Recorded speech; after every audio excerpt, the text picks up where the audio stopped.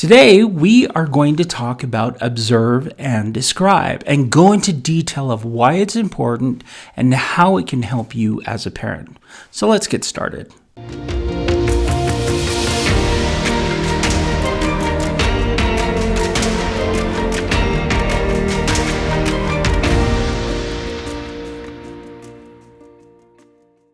Hello, everybody. How are you, my friends? Today is another beautiful day, and I am super excited to talk to you about a skill that is found in the teaching family model called observe and describe. Now, observe and describe is something that I have mentioned in the past, but we actually now are going to get in depth to what it is, why it's so important, and why you as a parent need to implement this, because this is a skill that is pretty foundational. I mean, a lot of the other skills that we use in smarter parenting use observe and describe, or at least elements of observe and describe. I do want to clarify one thing as we get started, and that's that we use the skills that are found in the teaching family model. So the teaching family model has been around for decades and has been used by professionals and by parents to help shape the behavior of children while increasing strong relationships and helping children make better choices. This isn't anything that I've created. It's not anything that has been created, just in the past year or so. It's not a whimsical thing, or this thing has been around for a long time. The teaching family model has been here for a long time, and it's been tried and tested in various populations, group homes, residential settings. It's been done in foster homes, in home-based placement where a social worker will come and work with a family. So these are all skills that parents can use. And now we here at Smarter Parenting are providing the skills of the teaching family model to you. So this is actually a wonderful thing. And I do have to give a shout out for the people who make this possible. Smarter Parenting exists because of generous donations and also from the support of the Utah Youth Village. So Smarter Parenting is a division of the Utah Youth Village. So I just want to give a shout out to them and say thank you so much that we can do this, present this podcast, and create a website where parents can go and grab these skills that have been used for decades to help families and children improve. Thank you, thank you, thank you. And for you as a parent, let's get down to it. Let's talk. Let's really talk about observe and describe. As I had mentioned before, observe and describe is a skill that parents learn how to do. And it's one of those initial skills that parents learn early on while they're learning all the other skills, because you will use elements of observe and describe throughout the different skills that you will be learning that are available in the teaching family model. So it's important to really get this down and to really understand it. I'm going to first define what it is and how you do it, but then let me explain to you why it's important to use this skill. And then I will give you some examples of families that I've worked with where we have used observe and describe, which has been super helpful. I'm going to actually use some examples of parents that I'm currently coaching right now. What I find fascinating, in the last couple of weeks, I have been coaching parents. And so if you have reached out to be coached, thank you so much. If you want to be coached for 15 minutes initially for free, contact us. You can jump over to the Smarter Parenting website to do that. I will communicate with you and we can talk about what's going on, and I'll give you some skills that you can implement to try and help with you and your child in your specific situation. So thank you, everybody who's reached out. I've actually learned a ton, but now I'm presenting this podcast so I can explain a little bit more in depth about observe and describe, because this is one of those skills that I come back to and I'm actually working with multiple people that I'm coaching right now. Pay really close attention. So first I'm going to describe how you do it. Okay, so observe and describe is basically what it says. You're going to observe a behavior and then you're going to describe it. It sounds simple, right?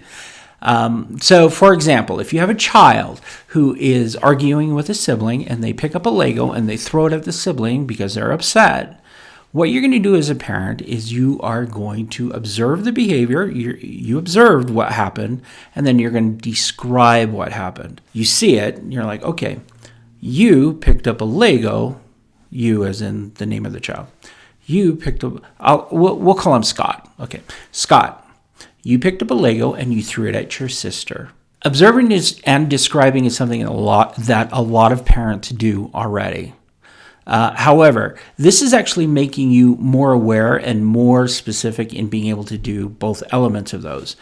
Now, let me explain to you why this is important. And there are multiple reasons, but I'm going to give you some of the most important reasons of why this skill is so essential to learn. The difficulty that a lot of parents have, and in the parents that have called in for coaching, is that when a behavior happens, there is an emotional response that parents go through as well.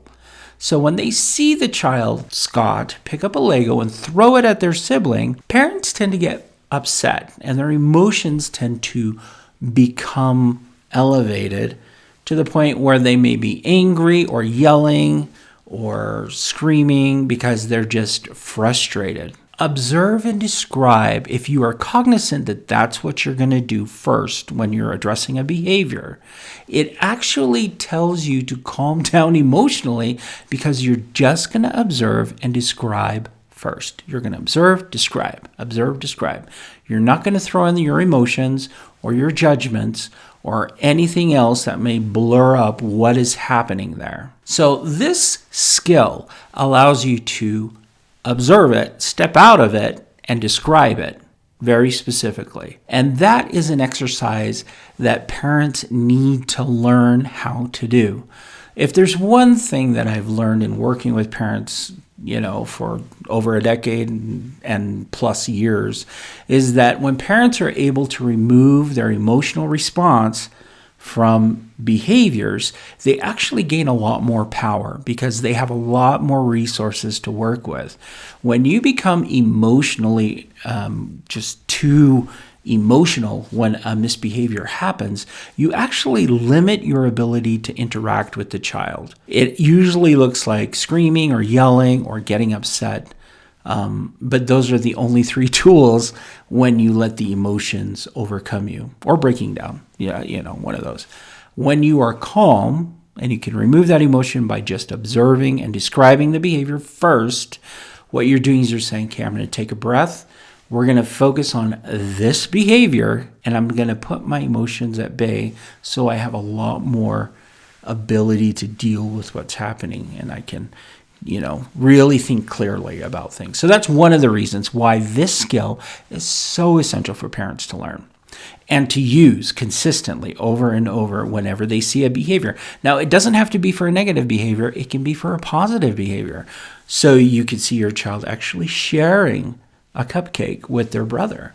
And we'll use Scott as an example again. So you can say, oh, Scott, I saw that you broke off half the cupcake and you gave it to your brother, Michael. Good job, right? You can do it for either or. And in fact, I encourage all parents to do this. You can do this all the time. Now remember, you're removing the emotion by being able to do this and being aware that this is what you're going to do when you start to notice behaviors.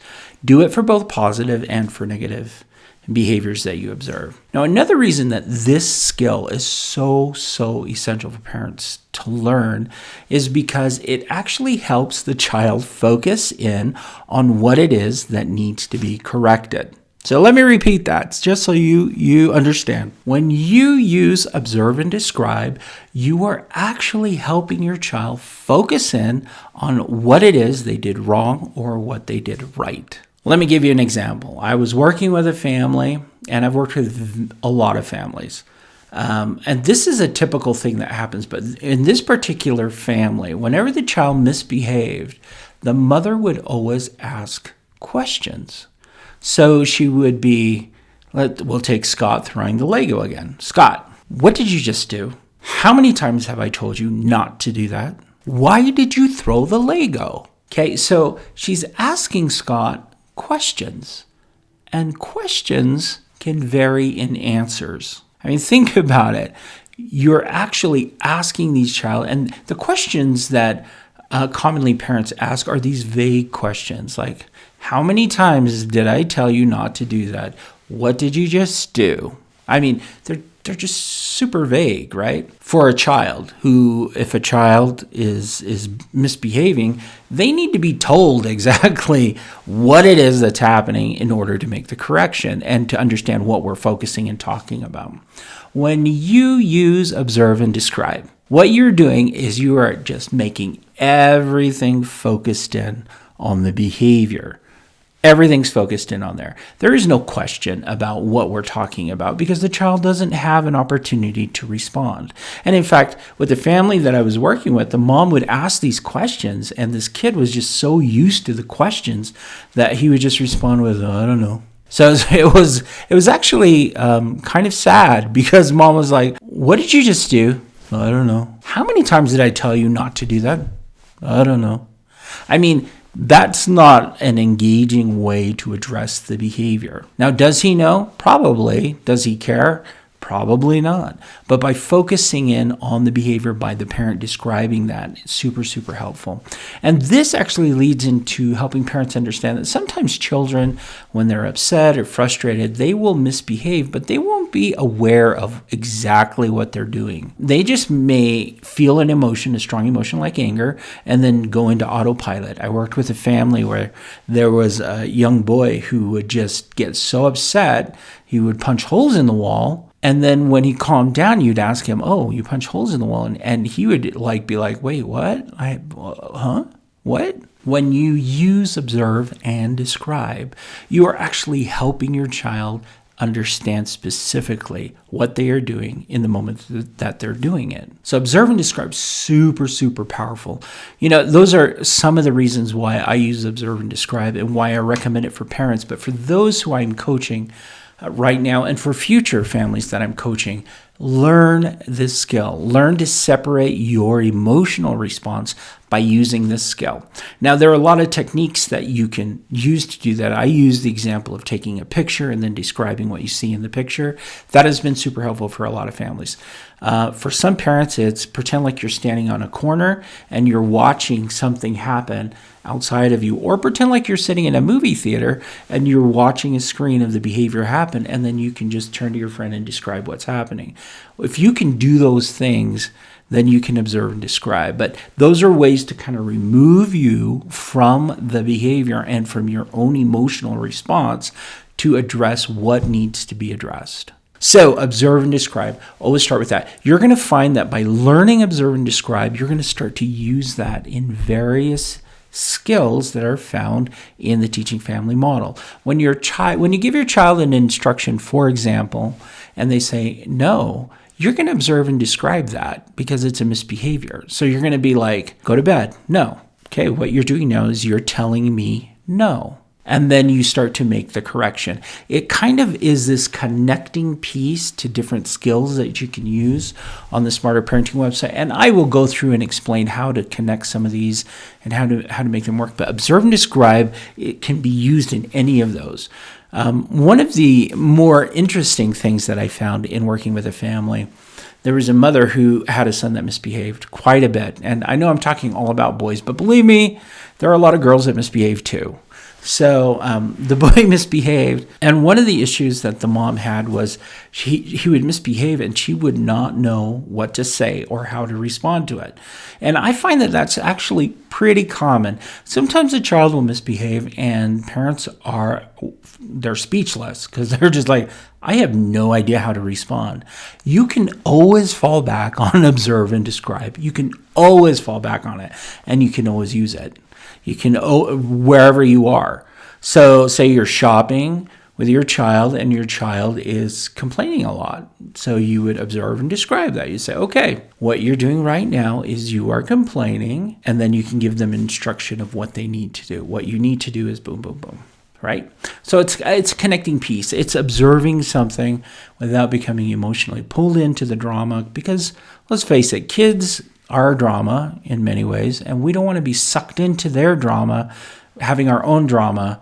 We want to be able to be the stable ones that can deal with it without having to delve in too much emotion, because we need to make the correction and we need to teach. Observe and describe. You're going to find this skill is available in a video format on the Smarter Parenting website. It's actually there listed as Observe and Describe. And in the video, you will meet a parent who actually shares his experience with Observe and Describe. And also, he gives examples of how you can do it with younger children and with older children. This is in a video format, so you can actually watch it, which is super, super helpful for you to be able to really integrate how to do this and how to really get into it. You can get some examples on how you could use it as well. So on the Smarter Parenting website, you can find a video that has this whole skill available, which is called Observe and Describe. It'll be super, super helpful.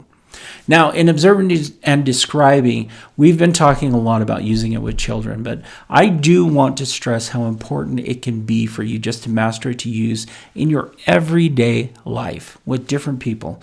Even adults, I find myself using observe and describe. When somebody comes to me and says, hey, and they're telling me something, but their behavior is not that, then I can do observe and describe.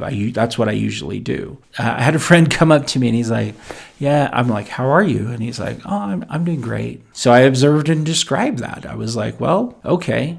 So you're saying that you're all right, but your face looks sad, your brow is low, you're looking down. You actually said that with a sigh. Okay, so I described that in a little more detail.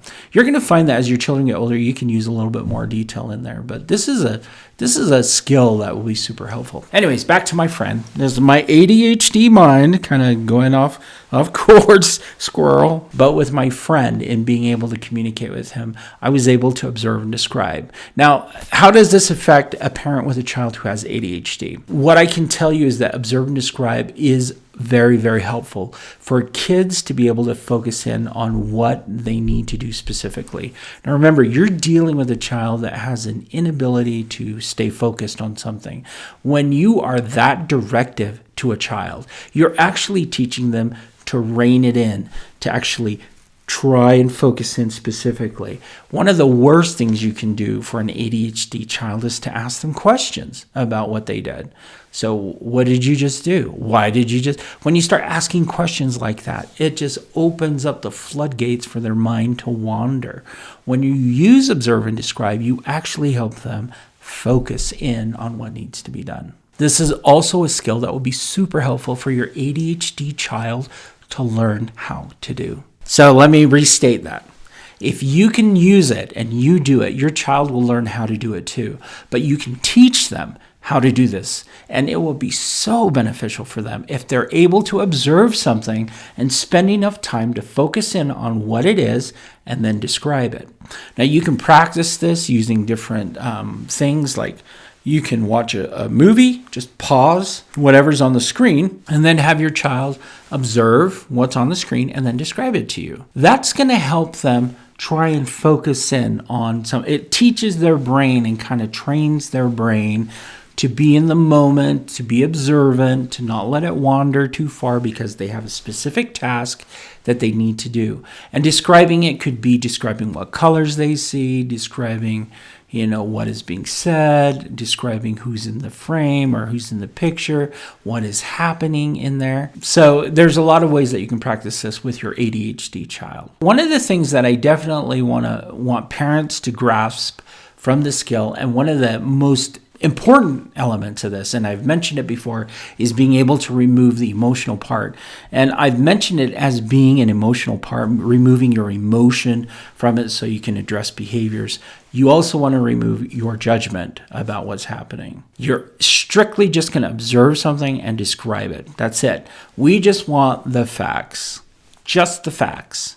Because when you start throwing in the emotion and the judgment, that actually invites more emotion to be involved and can be really detrimental in the long run. I bring that up because in teaching this skill with a family, while we were coaching online, this has been an issue. And so I'm going to give a shout out to you, Mom. I'm not going to mention you by name, but I'm going to give a shout out to you for being able to suspend your judgment and suspend your emotion to only observe and describe first. And then we move on to fixing the behavior from there. Multiple ways that it can be beneficial to parents, because it allows you to remove that emotional and judgmental piece out of that while you address a behavior, a very specific behavior. So again, ADHD kids, absolutely going to be a very useful tool for them. It's simple enough that they can do it. It's simple enough that it's manageable for young children to be able to observe and describe. And I would even recommend that children learn how to do it when they're young. Learn to observe things. Have them be observant and be aware, and then have them be able to describe it using words that make sense and improve their communication overall. So these are suggestions that I would give. Now, for an ADHD child, my recommendation is to have the child start with something that they can do, and then gradually, do something that's a little bit more difficult. So again, pausing, a favorite TV show, and then having your child observe and describe what they see in the frozen frame. That's a good way to kind of engage them. They're usually watching something they like. They might throw a tantrum, but then you can observe and describe that, right? You can be like, okay, you're throwing a tantrum right now. What you need to do is boom, boom, boom, and then we can start moving into the behavior. So observe and describe. You're going to observe a behavior, you're going to describe it to your child, and then once that is established, you're going to be able to use other skills to either correct the behavior, to reinforce the behavior with effective praise. We're going to talk more in depth about those things. But what I want all parents to do is to learn this skill.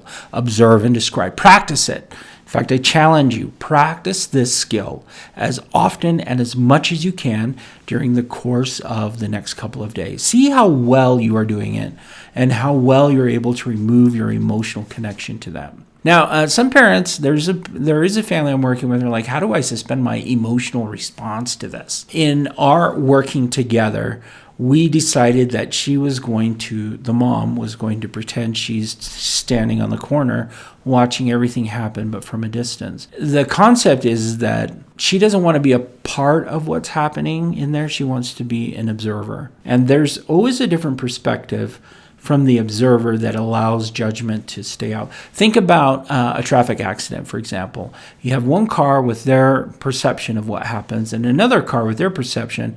It crashes, right? But it's the bystander who's watching and observing everything on the side that police will tend to believe. But why is that? Why is that?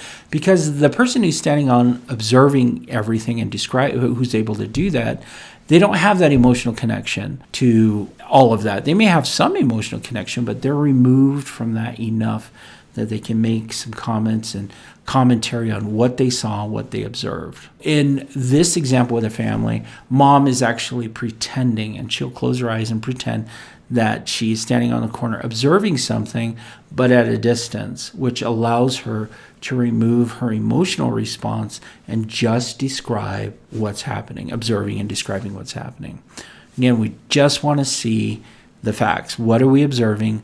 What are we describing? We need to make it clear for the children. It helps us remove our emotional response, and it also makes it clear for us on what behaviors we need to focus on. Observe and describe. Those are the things that I want to share with you. I shared briefly about some of the coaching families that I'm working with. If you haven't signed up for coaching, please do. I would love to communicate with you and to build on these skills. Now, again, observe and describe is one of those fundamental skills, and we are going to be adding to this. So adding more skills to observe and describe to help you and your child.